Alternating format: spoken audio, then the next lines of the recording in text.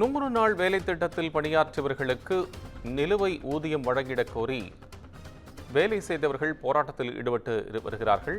ஈரோடு மாவட்டம் சதுமுகையிலிருந்து நேரடி காட்சிகளை பார்த்து வருகிறோம். விவரங்களை கூடுதலாக தருவதற்காக செய்தியாளர் மணிகண்டன் இணைப்பில். மணிகண்டன், உங்கள் விவரத்தை சொல்லலாம்.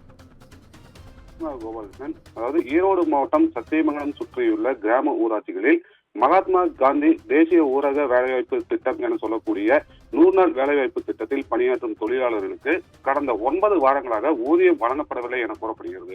மேலும் 2024-25 நிதியாண்டு முடிவடையும் தருவாயில் உள்ளதால் கிராம ஊராட்சிகளில் உள்ள குறைவான நபர்களுக்கு மட்டுமே 100 நாள் வேலைவாய்ப்பு திட்டத்தில் வேலை வழங்கப்படுவதாக குற்றச்சாட்டும் எழுந்துள்ளது.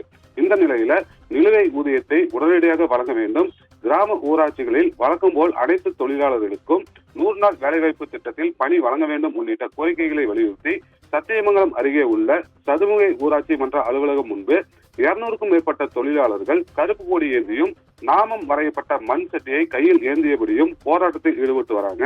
இதே போல பவானிசாகர் வட்டத்திற்கு உட்பட்ட புங்கார் ஊராட்சி மன்ற அலுவலகம் முன்பும் அதே கோரிக்கைகளை வலியுறுத்தி 100க்கும் மேற்பட்ட தொழிலாளர்கள் போராட்டத்தில் ஈடுபட்டுள்ளனர்.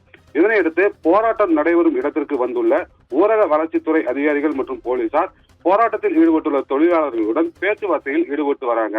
இந்த போராட்டம் காரணமாக அந்த பகுதியில் பார்த்தீங்கன்னா பெரும் பரபரப்பான சூழ்நிலை நிலவி வருகிறது. கோபாலகிருஷ்ணன், நன்றி மணிகண்டன். அண்மை விவரங்களுக்கு நன்றி.